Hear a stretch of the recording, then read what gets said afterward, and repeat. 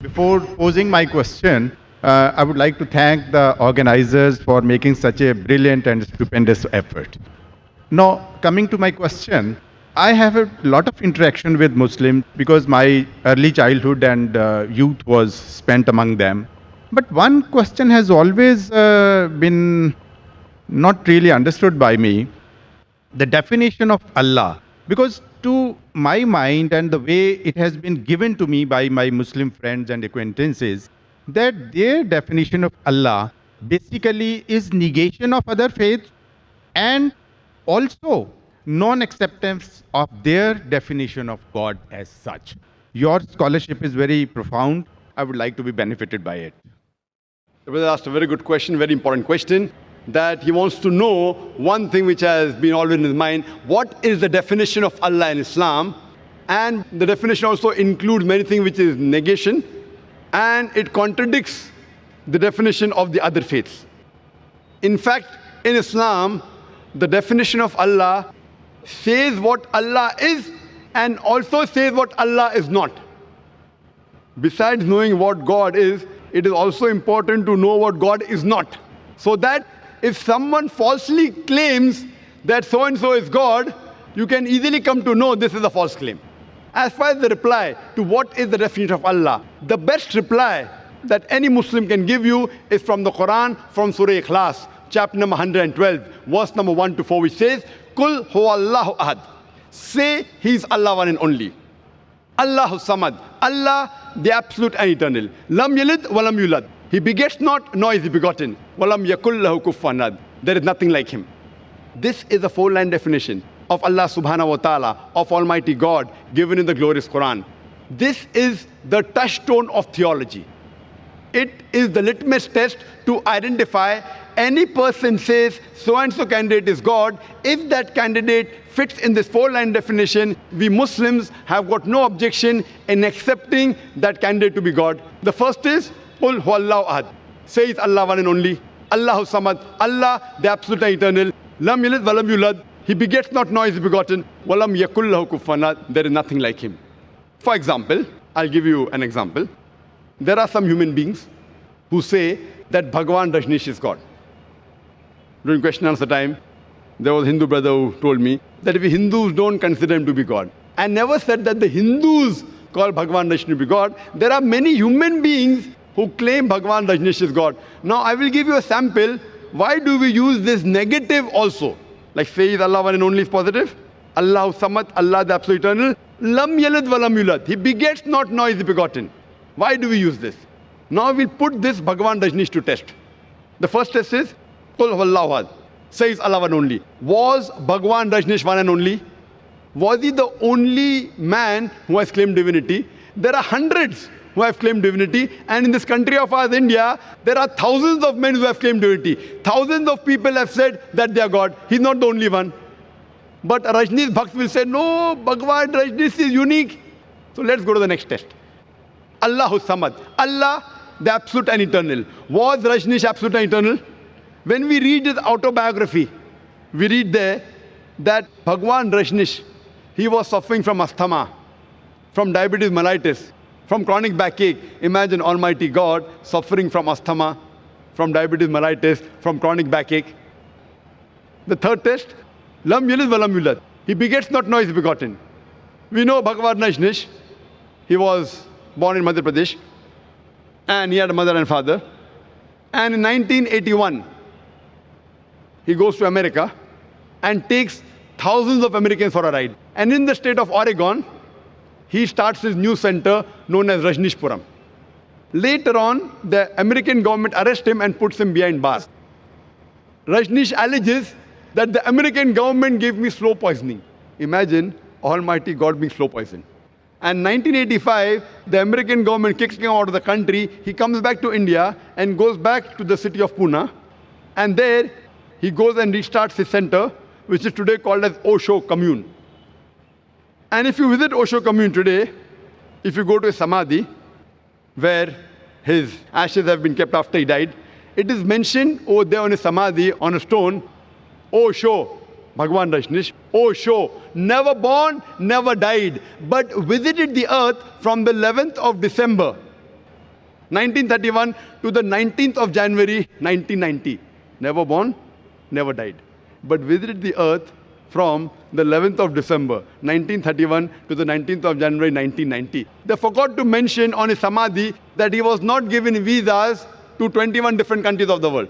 Imagine Almighty God coming on this earth to visit different countries and requires visas. And the last test, Walam Yakullahu Kufuwan Ahad, is so stringent that the moment you can compare God to anything in this world, he is not God. Walam Yakullahu Kufuwan Ahad. We know Bhagavan Rajneesh. He had a white beard. Like the human being, he had 2 eyes, 1 nose, 1 mouth, 2 hands. The moment you can compare God to anything in this world, he is not God. Walam Yakullahu Kufuwan Ahad. For example, someone says that Almighty God is 1,000 times stronger than Arnold Schwarzenegger. You may have heard the name of Arnold Schwarzenegger, the person who got the title Mr. World, strongest man in the world, Mr. Universe, the strongest man in the universe. The moment you can compare God to anything in this world, whether it be Arnold Schwarzenegger, Dara Singh or King Kong, whether it be 1,000 times or 1,000,000 times, the moment you can compare God to anything in this world, he is not God. Walam Yakullahu Kufuwan Ahad. So this, brother, is, in short, the concept of Almighty God. As far as the second part of the question is concerned, that why does it contradict with the concept of God in other religions? In fact, it's a misconception that the concept of Allah subhanahu wa ta'ala in the Quran, it contradicts with the other religions. It contradicts against the practices of the other religion, I agree with you, but does not contradict against the other religious scriptures. Because unfortunately, the followers of most of the religions, whether it be Christianity, Hinduism, etc., they do not read their own scriptures. So if we analyze the practices of the non-Muslims, it does contradict. But if you go back to the scripture, if you have to understand the concept of God in any religion, the best is to try and find out what that scripture of that religion has to speak about God. Don't try and find out the concept of God by observing what the followers of the religions do. For example, if you want to know the concept of God in Sikhism, the best place you can go is Guru Granth Sahib, Adi Granth. If you read the first volume, first chapter, first verse of Guru Granth Sahib, it is known as Japuji. What does it say? Correct? Known as Japuji. It says that God is one. He is called the true. He is called as eternal. He is existent. He is compassionate. He is free from fear and want. And if you know, in Sikhism, Sikhism believes in one God. It does not believe in idol worship. It does not believe in Avatarvada. And in the manifest form, he is called as Ek Omkara. And unmanifest form, he is called as Omkara.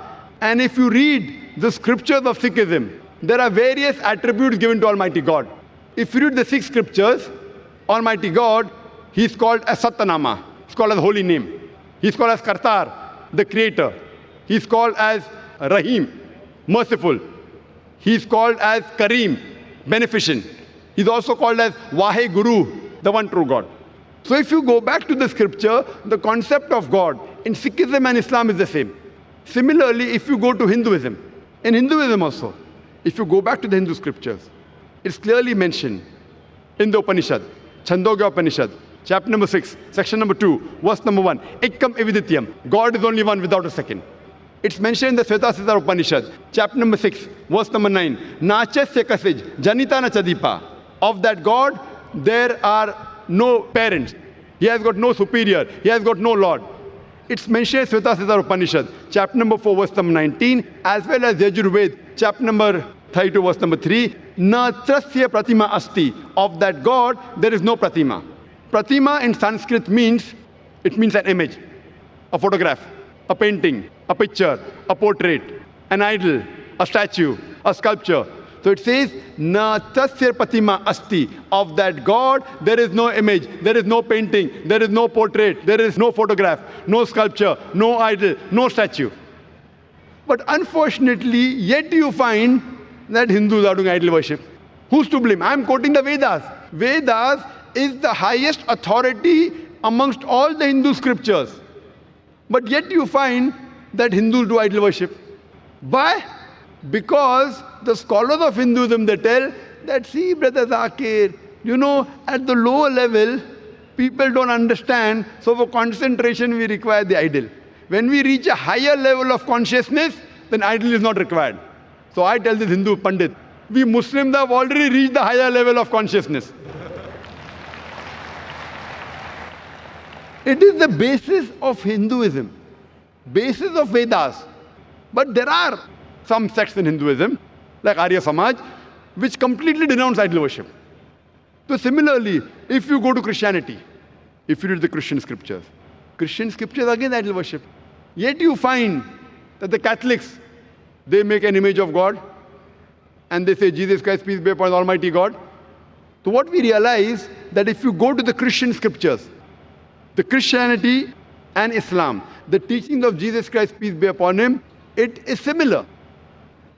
But most of the Christians, what they claim, that Jesus Christ, peace be upon him, he claimed divinity. In fact, if you read the Bible, there is not a single unequivocal statement in the complete Bible where Jesus Christ, peace be upon him, himself says that I am God, always worship me. If any Christian can point out any unequivocal, any unambiguous statement in the Bible where Jesus Christ, peace be upon him, himself says that I am God, always worship me, I am ready to accept Christianity today. In fact, if you read the Bible, it's clearly mentioned. It's mentioned in Gospel of John, chapter number 14, verse number 28. Jesus Christ, peace be upon him, said, my Father is greater than I.